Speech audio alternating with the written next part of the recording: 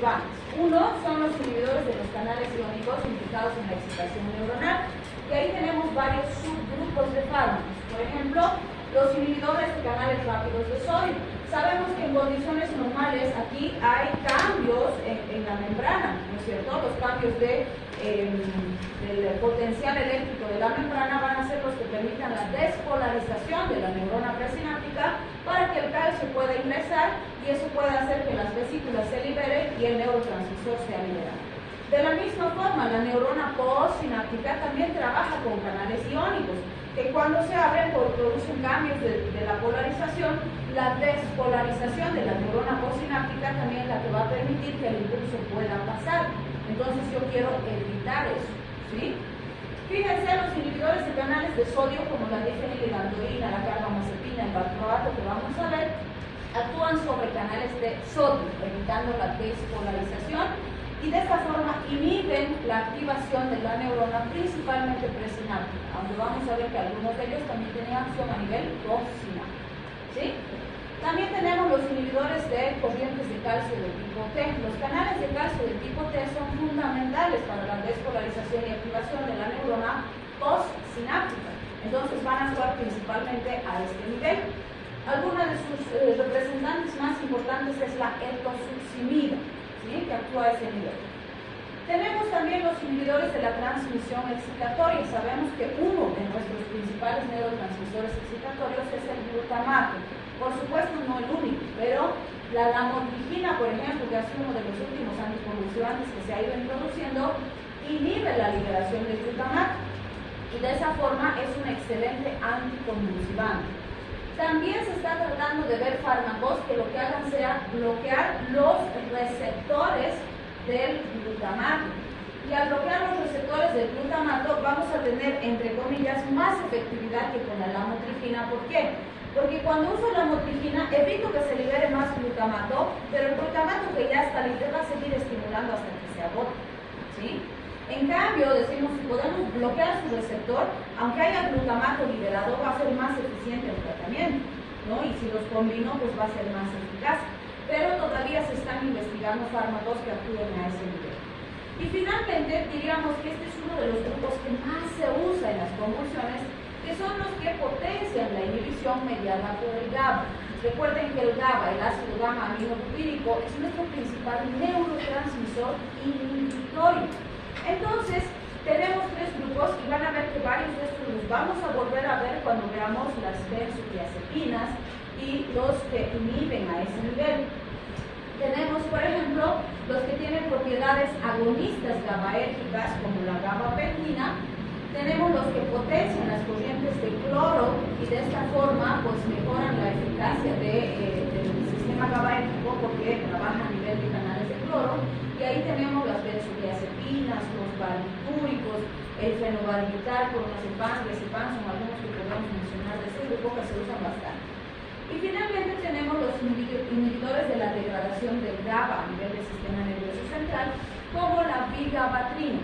Recuerden que el GABA es un neurotransmisor y pues igual que cualquier otro neurotransmisor se va a liberar y una vez que ha cumplido su función se va a destruir. Entonces otra forma de potenciar el sistema GABAérgico es bloquear a la enzima que destruye el GABA. Si la bloqueó, el GABA va a seguir estimulando y va a seguir produciendo su efecto inhibitorio, ¿sí? Entonces también esa es una de las formas importantes en las que se puede actuar. Así que con este grafiquito tenemos un pantallazo bastante útil de todo lo que vamos a ver en este capítulo. Entonces, vamos a empezar con los ureidos cíclicos. Cuando hablamos de los ureidos cíclicos, vamos a ver que la fenitoína, fosfenitoína son algunos de los más importantes de este grupo farmacológico. Vamos a ver que estos fármacos, o bueno, en este caso nos vamos a enfocar sobre todo en la fenitoína, se usa una dosis de 500 miligramos día, la dosis de mantenimiento va a ser de 300 a 400 miligramos día, o se puede usar dosis kilopesos, usar 3.5 hasta 5 miligramos por kilogramo, y pues ir aumentando a medida que se vaya viendo la respuesta en el paciente, dependiendo de las necesidades. Son fármacos muy útiles en el sentido de que actúan en varios sitios diferentes del sistema de conducción, tanto en el sistema excitatorio como en el sistema inductor. fíjense, bloquean canales de sodio, inhibiendo así los potenciales de acción, esto es principalmente en la neurona presináptica. Alteran la conductancia de sodio, potasio y calcio pre y postsináptico, disminuyen la secreción de glutamato y favorecen la liberación del GABA. Entonces, básicamente están inhibiendo varios puntos del sistema excitatorio y potenciando el sistema inhibidor. ¿Sí? Bien, ¿cuándo usamos? Convulsiones tónico-clónicas generalizadas, convulsiones parciales y bueno, en varios tipos de convulsiones. Algo muy importante es esto, el dolor neuropático, y esto vamos a ver con varios anticonvulsivantes. Por ejemplo, van a ver que la incidencia de herpes zóster y de los brotes de herpes zóster ha aumentado potencialmente post-pandemia, ¿sí? La teoría que se está manejando es que este virus ha lesionado, ¿verdad? Ha lesionado de tal forma el sistema inmune de la población en general que los que tenían ahí su memoria genética del herpes zóster de la infancia y qué sé yo, ¡pum!, están debutando con zóster, ¿no? Y aparecen dermatomas en tórax, aparecen en el rostro. Los faciales son terribles, ¿sí? Cuando afecta el facial es terrible. La erupción como tal es ampulosa, es mucho más ampulosa que un herpes simple, pero el problema es el dolor, ¿sí? Son erupciones sumamente dolorosas. Y en las neuralgias del trigémino, más del 80% son post-erupción herpética, es decir, cuando ya pase la erupción, ya no tenga vesículas el paciente, ya no tenga nada, le va a seguir doliendo. Y no se ve nada, pero el paciente sigue sintiendo dolor. Y esas neuralgias del trigémino suelen ser pero tan dolorosas que incluso tenemos procesos quirúrgicos donde se seccionan terminales nerviosas para tratar de bajar el dolor en el paciente. Y a veces, a pesar de esa intervención quirúrgica, el paciente sigue sintiendo mucho dolor y vive con dolor. Entonces, los analgésicos convencionales como los AINES y demás no logran estabilizar a estos pacientitos. ¿Qué les damos? Les damos anticonvulsivantes. ¿La razón cuál sería? ¿Cuál sería la explicación de que un anticonvulsivante me sirva para disminuir un dolor?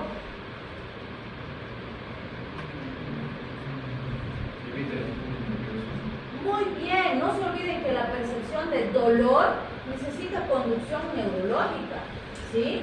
Va a ver que se va a producir alguna lesión en algún lugar, pero ese impulso, ese estímulo, esa sensación tiene que llegar al sistema nervioso para que el paciente sienta ese dolor, ¿sí?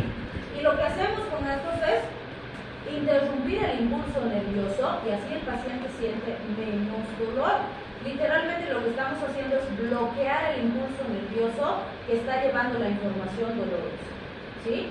Entonces sí, van a ver que se usa carbamazepina, gabapentina se está usando bastante en pacientes que tienen dolor. Entonces los dolores neuropáticos van bastante bien con estos fármacos. ¿En quiénes más podría tener dolores neuropáticos, aparte de mis pacientes post-erupción herpética? ¿En quiénes? Pacientes con fibromialgias, pacientes con diabetes, cuando llega la polineuropatía, por ejemplo, les duelen las caderitas, las rodillitas, y no es nada traumatológico, es neurológico, ¿sí? Pacientes después de lesiones, por ejemplo, accidentes de columna, o pacientes que tienen hernias de disco, pacientes que tienen lumbociáticas. Todos esos pacientes pueden mejorar con estos si los otros tratamientos no están logrando estabilizar, ¿sí? Entonces, muy importante. Y por supuesto, no nos podemos olvidar pacientes con cáncer, ¿sí? Porque el cáncer, tal vez llegamos a hacer el diagnóstico tarde, cuando ya no se puede tratar el cáncer, pero les podemos dar calidad de vida. Y si estamos haciendo el tratamiento y la estamos batallando y el pacientito está recibiendo quimio, radioterapia y demás, no duerme por el dolor, llora porque le duele todo, el cáncer duele terrible. Entonces sí, nos ayudan estos fármacos también, ¿sí? Bien, se ha probado también en migrañas por la misma situación, ¿no? Que el bloqueo a nivel nervioso también puede ir disminuyendo la intensidad de las migrañas, sobre todo en pacientes que tienen crisis muy frecuentes o llegan a horas sumamente intensas y no toleran el dolor. Entonces sí, se puede recurrir a estos fármacos. ¿sí? Bien, en el dolor neuropático, fíjense, la dosis de mantenimiento suele ser de 300 miligramos por día o se puede usar kilopeso de 5 a 6 miligramos por kilogramo, dependiendo de la tolerancia y las características del paciente. Lo que no debemos olvidar es que en cualquiera de los casos que utilicemos, se debe vigilar al paciente. Función renal, función hepática, porque probablemente son los periodos importantes de tiempo, ¿sí? Y en las migrañas, entre 200 y 400 miligramos día. En general se hacen tratamientos más cortos, pero depende de las necesidades del paciente. Si hablamos de sus características cinéticas, vamos a ver que tienen buena absorción. Por vía intramuscular, la fenitoína es un poco impredecible su acción, pero para la fosfenitoína se tolera bastante bien. Tienen amplio bioma proteínas, se acumulan en cerebro, hígado, músculo y grasa, lo cual es importante, sobre todo si estamos en periodos largos de tiempo, porque nos puede aumentar el factor de riesgo. O por ejemplo, si tenemos pacientes hospitalizados, esa acumulación puede irse liberando después y nos puede deprimir demasiado al paciente, entonces hay que vigilar. La eliminación en general es por la orina y sí pasan la barrera hematoencefálica. Los efectos adversos en este caso son un montón, justamente porque, si se han dado cuenta, actúa en demasiados lugares diferentes. Entonces, el hecho de que tenga acción en tantos lugares va a determinar que tenga muchos efectos adversos. En general, no quiere decir que van a aparecer todos, pero mientras más tiempo use el fármaco, más riesgo de efectos adversos voy a tener. ¿Sí? No es lo mismo que use una semana, que tenga que usar, no sé, pues 6 meses. ¿Sí? Bien, el fenobarbital pertenece al grupo de los barbitúricos, ¿sí? Estos son muy conocidos porque son fármacos que se usan bastante en anestesia. En ciertas épocas se han usado mucho también en trastornos del sueño, aunque la tendencia actual, como vamos a ver cuando veamos sedantes hipnóticos, es no usar barbitúricos en cuadros crónicos y usarlos más en cuadros en los que tengamos que usar periodos cortos de tiempo, porque vamos a ver que tienen un potencial de adicción muy alto. Y esa es la razón por la que entre estos y las benzodiazepinas son más seguras a largo plazo, pero las benzodiazepinas siguen siendo peligrosas, ¿sí? Entonces, hay que ir bien. ¿Qué hace el fenobarbital? Aumenta la respuesta física del receptor GABA del tipo A y disminuye las respuestas excitatorias en las sinapsis. Principalmente va a potenciar el sistema GABA. Fíjense, se puede usar en todos los tipos de convulsiones, incluyendo las crisis epilépticas, y da muy buen resultado. Tiene buena absorción, poca unión a proteínas, la vida media es entre 75 a 125 horas, o sea, fíjense, son vidas medias súper largas y no produce metabolitos activos. Entonces, tenemos buen efecto inhibitorio a nivel central, lo cual también se va a asociar a sedación en el paciente, pero si queremos controlar una confusión, está perfecto que tenga sedación, ¿sí? Pueden haber alteraciones cognitivas que en general se toleran bien dependiendo de las circunstancias. Si está hospitalizado el paciente, no hay problema, no va a necesitar coordinación. Puede haber ataxia y en casos raros se ha visto hiperactividad de rebote, pero no es lo habitual. Y fíjense, tenemos alta interacción farmacológica con otros anticonvulsivantes y otros fármacos. Entonces hay que tener cuidado, no se debe mezclar fenobarbital con la mayoría de las sustancias químicas. Sin embargo, puede ser que busquemos asociar intencionalmente con otros fármacos para potenciar los efectos. Y normalmente van a ver que se vende así, como tenemos en la cajita, con una estrellita verde. ¿Qué implica eso? Fármacos de prescripción controlada, porque son psicotrópicos y son peligrosos. Entonces, normalmente se debería manejar en hospital. El otro grupo que vamos a ver es el de la etosuximida. Ahí está fluoxamida, metsuximida, pero las dosis son de la etosuximida. En menores de 11 años se usa 20 miligramos por kilogramo día, en mayores de 11 años 15 miligramos por kilogramo día, o se puede usar dosis estándares de 250 miligramos por día e ir aumentando sistemáticamente hasta llegar entre 1 a 2 gramos por día, ¿sí? Pero depende de la tolerancia del paciente por un lado y por otro lado de la efectividad terapéutica, porque tiene que ser la dosis que me mantenga estable al paciente, ¿sí? ¿Qué es lo que hacen estos? Ya dijimos en el gráfico inicial, disminuyen las corrientes de calcio de umbral bajo de tipo T, que están sobre todo en la neurona postsináptica, y también pues su sitio principal de acción es a nivel del tálamo, entonces son muy eficaces a nivel central. Si bien se han usado en varios tipos de convulsiones, en una que da muy buen resultado es en las convulsiones de ausencia. La pregunta será, ¿qué es una convulsión de ausencia? También se le suele decir crisis de ausencia. ¿Alguna vez han escuchado este término? ¿Qué son?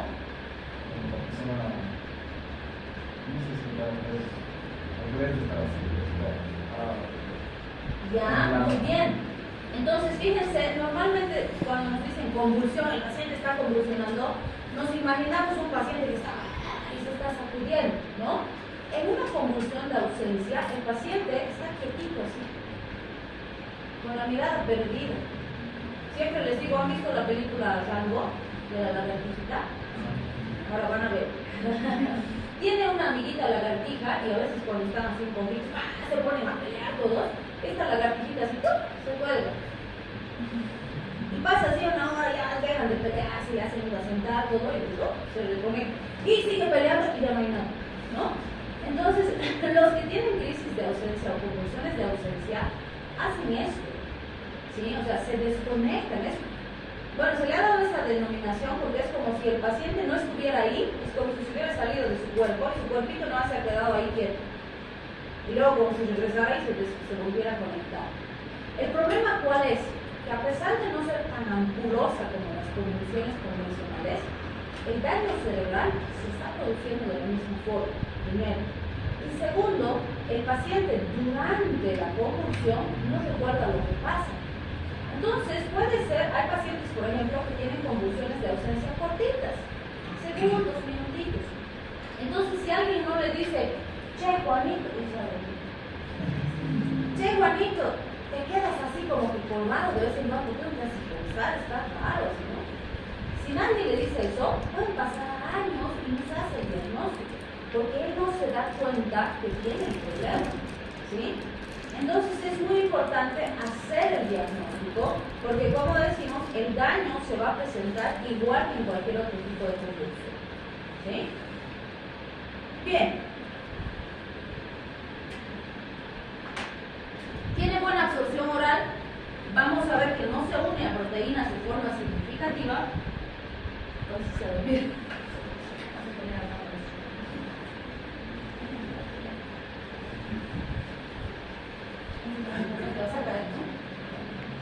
Entonces, es muy importante considerar, porque pueden haber efectos adversos no muy significativos como con los otros, pero dependiendo del paciente se pueden presentar. En general, de todos estos, el más característico es el hipo, ¿sí? Entonces el paciente está bien, y todo el día le molesta el hipo, pero es por el fármaco. Entonces, si fuera muy molestoso, sí hay que considerar cambiar el caso, ¿sí? Bien, y si hablamos de las interacciones, se ha visto principalmente interacción con el ácido valproico. Con este se ha visto que se altera su depuración, entonces puede aumentar el riesgo de toxicidad. Mira ya, había aumentado la foto. Entonces, fíjense, cuando hablamos de, esa es una erupción de F-Soster,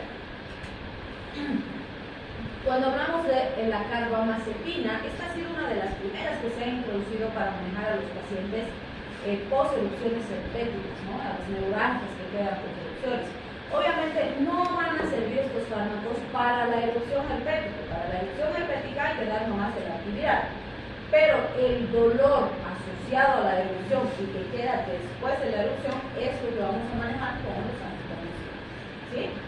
Entonces, fíjense, la carbamazepina es una de las más conocidas y de las más antiguas y es súper barata. Entonces es la que en general tiene la mayor parte de nuestros seguros de salud, entonces se usa mucho, ¿sí? Se inicia con 200 miligramitos día o el equivalente a 3 miligramos por kilogramo día y se va aumentando progresivamente. En general se recomienda 200 miligramitos cada 3 días y se va viendo la respuesta del paciente. Lo óptimo sería llegar a dosis entre 800 y 1400 miligramos día o el equivalente entre 10 y 15 miligramos por kilogramo. Y vamos a fraccionar en 3 o 4 tomas al día, ¿sí? Gran parte de nuestros pacientitos con convulsiones reciben carbamazepina como tratamiento inicial. Entonces, ¿qué hace la carbamazepina? Bloquea las descargas de alta frecuencia de las neuronas porque actúan canales de sodio y disminuye la emisión sináptica del glutamato. Entonces, actuaría principalmente a nivel presináptico, ¿sí? Se ha probado en todos los tipos de convulsiones, tónico-crónicas, parciales, en las neuralgias del trigémino, lesiones herpéticas, también es uno de los que más se usa, y también se usa mucho en el trastorno bipolar, ¿sí? Es muy importante hacer buen diagnóstico en el trastorno bipolar. Obviamente eso no es de manejo por un médico general, sino por un psiquiatra, pero sí hay que manejar bastante bien, porque muchos de los pacientes con trastorno bipolar llegan a los hospitales o porque han cometido algún hecho de lesión grave a terceras personas o porque se han intentado autolesionar, suicidar y demás, ¿sí? Pero no se olviden que en todo intento suicida el paciente no se puede ir del hospital si no tiene su valoración psiquiátrica. Y gran parte de esos trastornos se diagnostican ahí y a partir de ese momento se hace el tratamiento.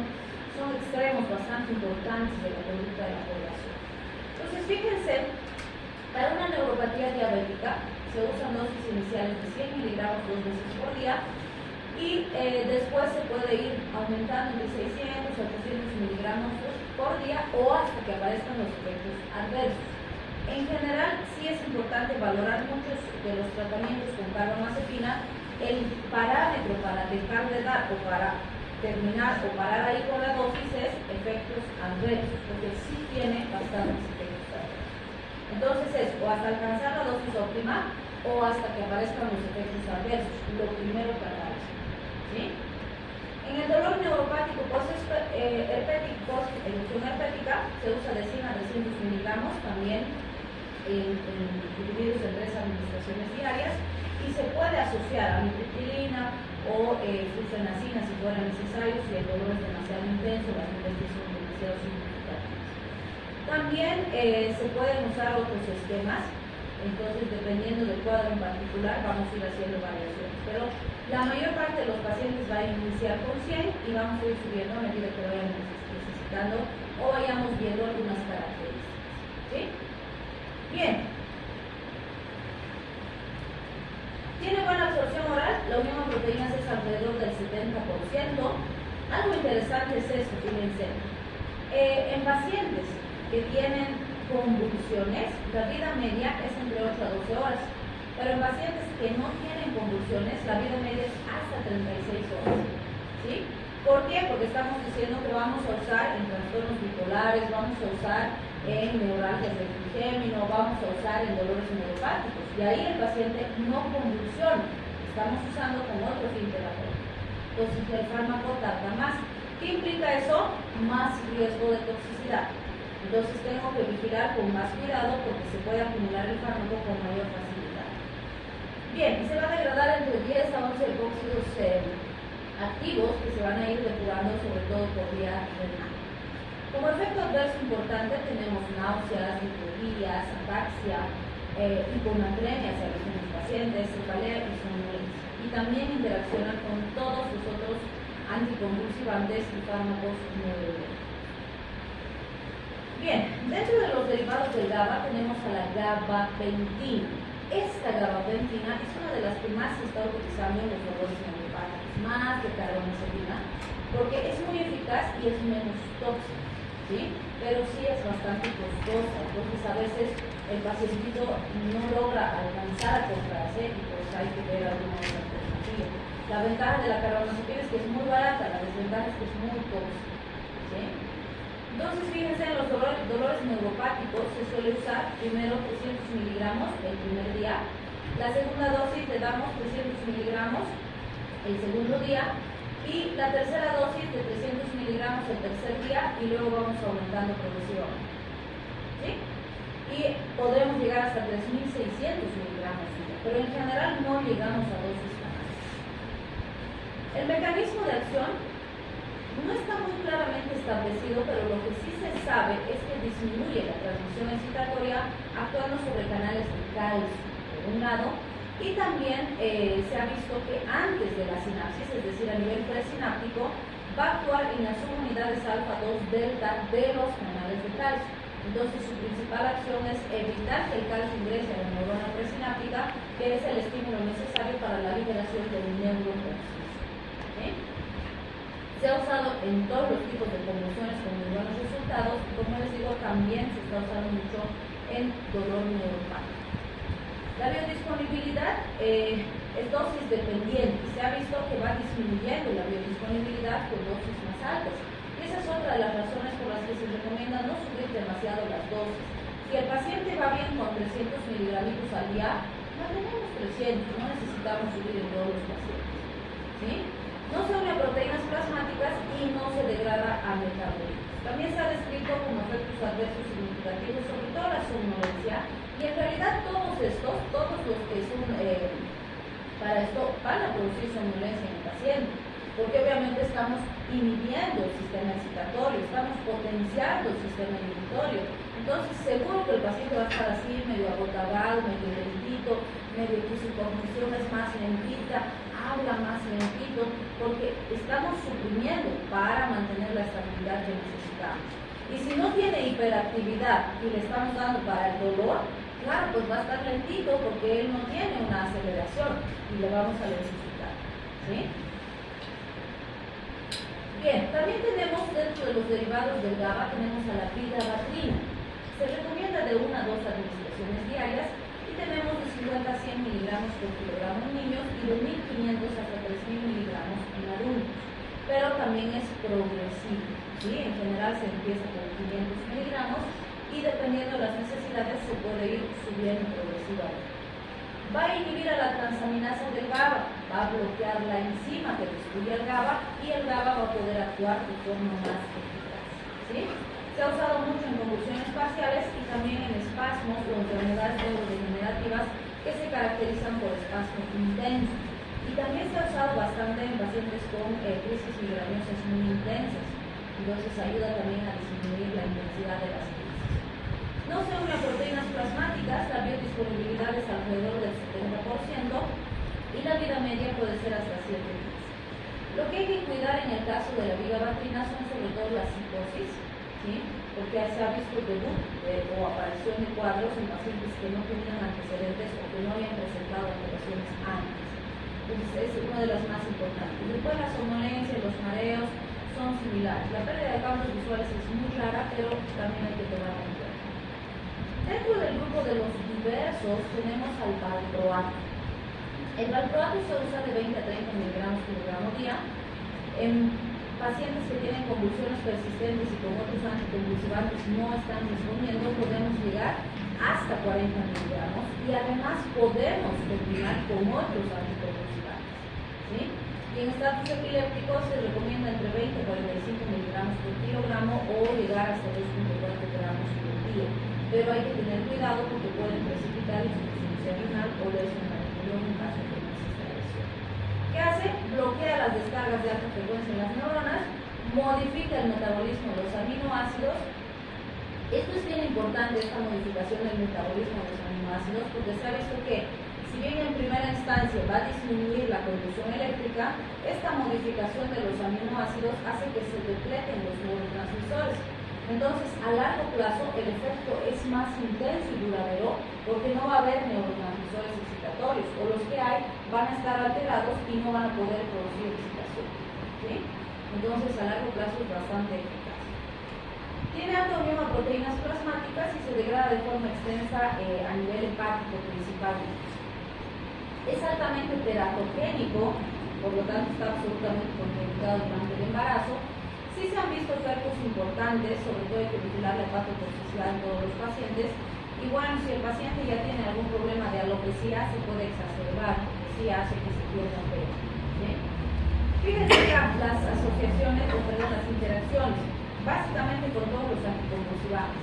Sin embargo, van a ver que, por ejemplo, cuando se ha probado un paciente valproato y no ha resultado, se ha probado la motripina y no ha resultado, los neurólogos suelen asociar valproato y la motripina, es decir, se busca más bien ese sinergismo para potenciar la eficacia terapéutica. ¿Sí? Igual, la motripina también está dentro de este grupo, es uno de los más eficaces que tenemos, como les decía. Muchos pacientitos que no están respondiendo bien a carbamazepina empiezan a usar la motripina y tienen mejores resultados. La desventaja, igual que con otros de este grupo, es que es muy costosa. Es cara todavía y para el pacientito a veces no se hace factible o sostenible en el tiempo la utilización de la motripina. ¿Sí? Entonces se recomienda 25 miligramos e ir aumentando progresivamente, idealmente hasta llegar a dosis de 200 miligramos día, dividido en 3 tomas, pero depende de la efectividad en cada paciente, se debe individualizar. Y siempre usar la menor dosis posible es lo más adecuado. ¿Qué es lo que hace la lamotrigina? Prolonga la inactivación de los conductos de sodio, por lo tanto actúa a nivel presináptico, actúa en el espacio presináptico sobre los conductos de calcio, potenciando su acción inhibitoria y disminuye la secreción de glutamato. Se usa en todos los tipos de convulsiones que vamos a conocer. Se absorbe muy bien por vía oral, que es la principal vía de administración. Tiene insignificante unión a proteínas plasmáticas y la degradación es principalmente extensa por hígado y se eliminan metabolitos activos. Se ha descrito mareo, cefalea, lipopía, exantemas y también va a interaccionar con todos los otros anticonvulsivantes. Bien, ya sé que es un tema tedioso porque son pesados los anticonvulsivantes, entonces la recomendación es cuál, enfóquense principalmente en entender su mecanismo de acción, porque en base a eso van a entender su aplicación clínica y eso es lo que más nos interesa. ¿Bien? Bien. Joyce, ¿eh?